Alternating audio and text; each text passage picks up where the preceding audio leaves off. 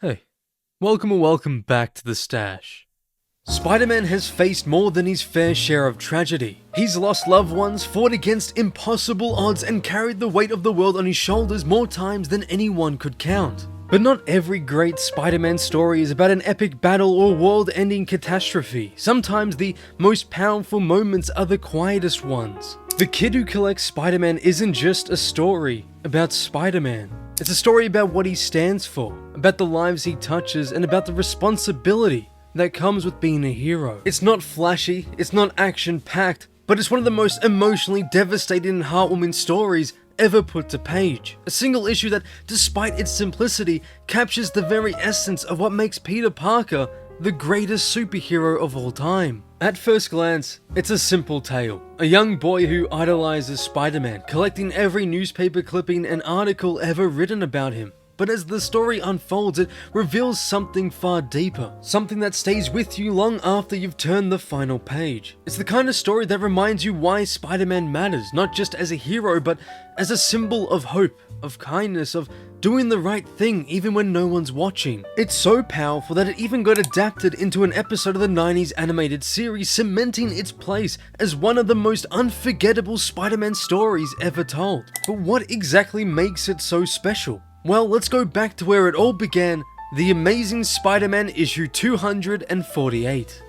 Before we get into that though, I just want to take a quick second to say that here at The Stash, we're trying to reach 7,000 subscribers before the end of the month. It's a huge ask, but with your help, I know we can do it. So if you like Spidey or just comic content in general, feel free to stick around and maybe hit that subscribe button. Also, if you want to go the extra mile, consider becoming a channel member. For only $5 Australian, you'll get exclusive badges, custom emojis, behind the scenes updates, as well as your own video requests. It's a great way to support the channel and it means the world to me. But anyway, with all that being said, let's jump right back into the video.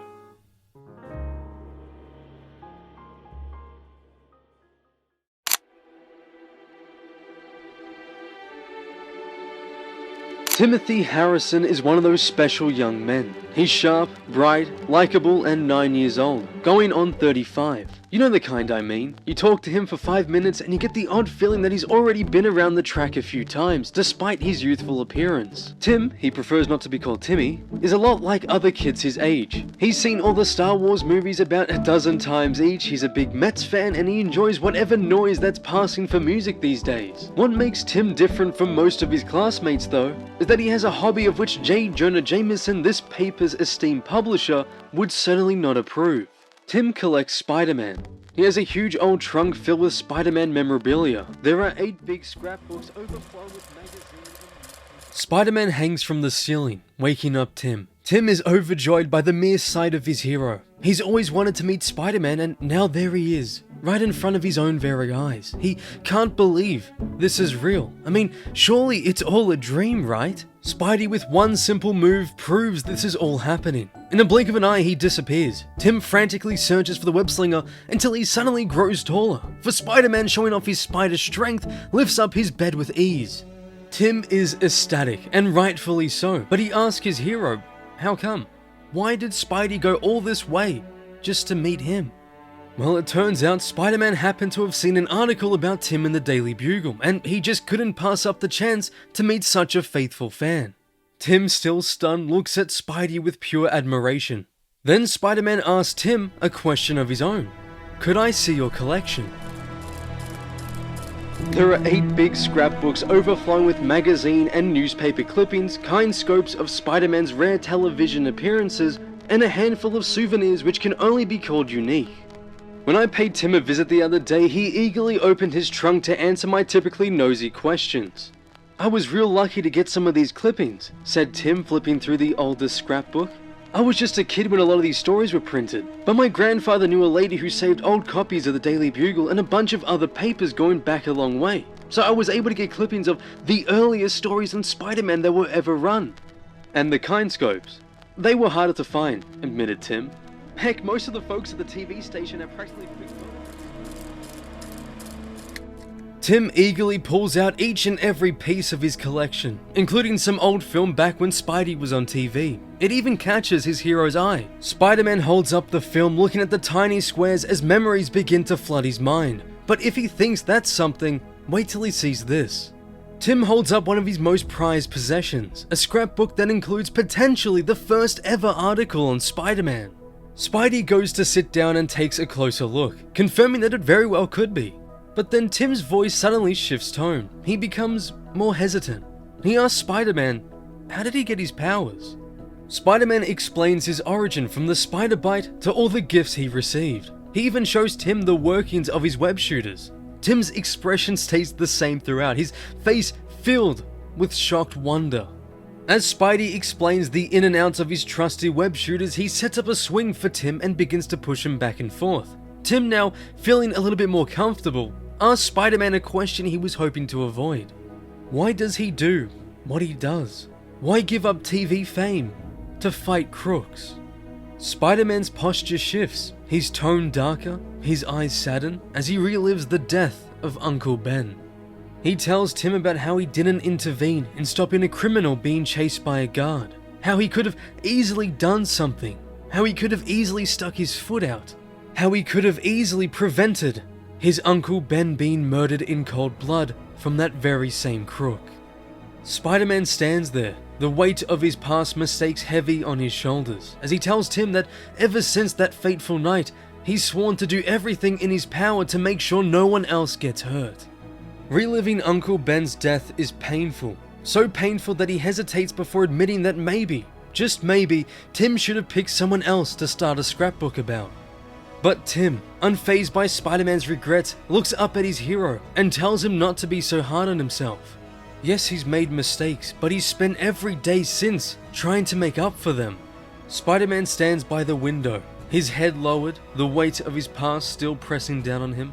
With a quiet sadness he responds, I'll be making up for it for a long time. Sensing the moment growing too heavy, Tim quickly tries to lift his hero's spirits, smiling as he reminds him there's still so much more he wants to show him. Just like that. And of course, there are those souvenirs. My cousin Al was on a field trip to some museum in the city when Spider-Man stopped some guys who were trying to steal rare jewels that were on loan from India or somewhere. Al had his camera with him, and he shot a whole set of slides of Spider-Man in action. Then Tim dug into the trunk and pulled out a jar holding 5 flattened 38 slugs. I dug these out of the side of a building in Forest Hills, the day after Spider-Man surprised some hold-up men outside of a branch bank. They moved so fast they never hit him once, said Tim proudly. There were other items in the trunk, but I wasn't as interested in them as I was in the young man who collected them. Tim was obviously quite an admirer of the Anonymous. Spider-Man picks up the jar, turning it in his hands. It's the bullets from one of the bank robberies he foiled. He can't help but be impressed by Tim's dedication, knowing the kid dug each of these out with nothing but a pocket knife. Tim, still beaming with excitement, exclaims how much he wishes he could have seen Spider-Man in action, dodging those bullets in real time. I'll never figure out how you did that, he says, his eyes shining with admiration. With a reassuring hand on Tim's shoulder, Spider-Man admits that a part of it is speed, but there's more to it than that. He leans in slightly, as if sharing a well-guarded secret, and tells Tim about his spider sense, the mysterious, almost supernatural ability that warns him of danger before it strikes. Tim simply stares in awe, the wonder in his eyes reflecting the magic of the moment. And wow, is all he can say. Tim was obviously quite an admirer of the anonymous masked man whom our publisher often refers to, under his breath of course, in terms not suitable for the pages of a family newspaper. Didn't it bother Tim that his hero so seldom received favourable headlines? A little, admitted Tim, but it's given me material for a whole new scrapbook. With Tim sitting on his knee, the two share a laugh over a retraction Jameson was forced to print after wrongly accusing Spider-Man of being Electro. Chuckling, Spider-Man leans in and shares how much Jameson hated running that one. The thought of it alone brings another round of laughter between them. As much as Spider-Man wishes he could stay, talking and laughing with Tim all night, the hour is growing late and he knows it's time to go. Gently, he tucks Tim into bed. The boy's face is still glowing with pure joy, as if this evening had been the greatest of his life. Spider-Man quietly steps towards the window, ready to slip away into the night, until Tim's voice stops him. He calls out his name. Spidey answers with yes, standing there as the soft glow of the moonlight spills through the window, casting a gentle light over his mask. Tim asks him, "Can you tell me who you really are?" For a moment, Spider-Man stands still, the weight of the question hanging in the air. At first, Spider-Man hesitates, explaining why he can't reveal his identity, the dangers that come with people knowing who he really is, the threats it could bring, not just to him, but to everyone he cares about. For the first time tonight, Tim's face is no longer lit up with excitement. He listens, taking in the weight of Spider-Man's words. He understands the risk, the responsibility that comes with knowing such a secret. But still, with unwavering sincerity, he swears he'd never tell another soul for as long as he lives. Spider-Man stands there for a moment, looking at the boy, then nods. "I believe you," he says. "But I can't." He turns away, walking back toward the window, with his eyes lost in the quiet night. The moment lingers, then slowly, his hand rises to his mask. With careful hesitation, he pulls it back, removing it completely, revealing to Tim that beneath the mask, he is Peter Parker, the man who took most of the photos saved in his scrapbook. Tim sits up, excitement returning to his face as he grins, marveling at the revelation. Tim asks with joy, "You mean all these years old man Jameson has been paying you to take pictures of yourself?" Peter nods, but his expression remains somber. Tim, still caught up in the moment, says he wishes they could tell Jameson the truth. Peter lets out a small sigh, admitting, yeah, he wishes he could too, but they can't. Tim can't even tell anyone that he was here tonight. Tim assures him he understands, it's their secret, forever and ever. Tim promises. Peter watches for a moment, his face unreadable, filled with a quietness that lingers. Finally, Peter manages a small smile and says, "Yeah, I guess that makes us buddies then." He reaches out, pulling Tim into a gentle hug. Without hesitation, Tim squeezes back, grinning from ear to ear. "You bet, Pete. Buddies to the end," he says with enthusiasm. Tim's joy is boundless, his excitement radiating through the room. But Peter is the opposite. His face heavy with sorrow, his heart aching in a way he can't put into words. A single tear escapes, tracing down his cheek. He tries to regain his composure and gently tells Tim he's got to get moving. Still beaming, Tim eagerly nods and wishes Peter good night. Peter pulls his mask back on, his voice softer now. "Take care of yourself, Tim," he says. And with that, Spider-Man runs towards the window and leaps into the night. Swinging away, he lands on top of the brick wall, enclosing the place. And there, for the first time since he arrived, he lets himself properly feel the weight of it all. His fingers clench, his breath unsteady beneath the mask, because no matter how much he tried to keep it together for Tim, nothing could change the truth. Tim isn't just any kid, and this isn't just any place. Spider-Man wipes his eyes, his mask already damp from the tears he refused to shed inside. And as he's about to finally push off, to disappear into the night, the sign below him comes into focus. This place, what we thought was Tim's home, is only a mere holding for him. Because this is a cancer clinic.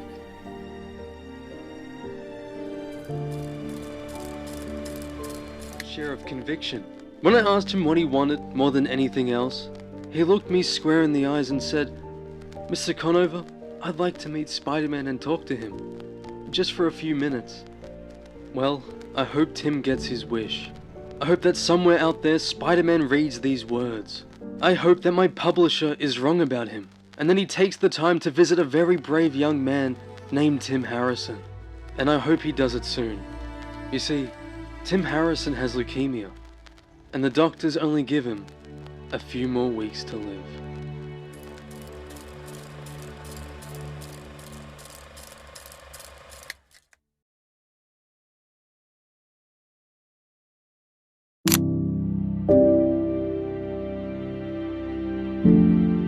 I've read a lot of Spider-Man comics over the years. I've seen him face impossible odds, suffer unimaginable losses, and still find a way to get back up. But no matter how many stories I read, the kid who collects Spider-Man always finds a way to hit just as hard as the first time. Rereading this story again, I already knew what was coming. I knew where it was going, but that didn't change anything. With every turn of the page, I felt it, the same ache in my chest, the same lump in my throat, and by the time I reached the final panel, I was teary-eyed all over again. Even writing this, putting these words together, I could feel it weighing on me, because this is what Spider-Man is all about. And in a way, we're all a little bit like Tim. Maybe we weren't kids in a hospital bed, waiting for a visit from our hero, but we all know what it's like to look up to someone, to hold on to something bigger than ourselves. Tim's love for Spider-Man, the way he cherishes every article, every memory, every moment, it's exactly how we, as fans, feel about him too. Spider-Man has always meant more than just a guy in a mask. He's hope, he's inspiration. And for so many of us, he's the hero that made us believe in something greater. The one who made us feel less alone. What makes the kid who collects Spider-Man so powerful isn't just the emotional weight. It's the way the story is told. On the surface, it's a simple conversation, a quiet moment between a hero and his biggest fan, but underneath, it's one of the most heartbreaking and beautiful Spider-Man stories ever written. First, there's the structure. This issue plays out like a warm, heartfelt encounter. It's lighthearted at times, fun even. Tim gets to meet his hero, ask him questions, hear his stories, but all along, there's something deeper happening beneath the surface. The comic never tells us outright what's really going on. There's no dramatic speeches, no forced exposition. Instead, the weight of the truth builds naturally, hidden in plain sight, waiting for the final gut punch of a reveal. Then there's Spider-Man himself. He's fought gods, monsters, and villains who could destroy the world, but here, in this moment, he's faced with something he can't stop, something he can't punch or web-sling his way out of, and yet he's still a hero. Not because he saves the day, but because he gives Tim something to believe in, even if just for one night. And then of course, there's Tim Harrison. The entire issue revolves around his love for Spider-Man, his admiration, his excitement. But the tragedy of it all is that for Tim, this isn't about looking ahead. It's about holding on to right now. That's what makes it hurt so much, because once you realize why Spider-Man came to see him, everything, every smile, every laugh, every question takes on a whole new weight. Like I said before, this isn't just another Spider-Man story. It's the Spider-Man story, because it strips everything down to its core. Who Peter Parker is, why he does what he does, and what it truly means to be a hero. And that's why it never loses its power. No matter how many years pass, no matter how many times I read it, it still feels the same. It still reminds me why I love Spider-Man, and why the kid who collects Spider-Man might just be one of the greatest stories ever told.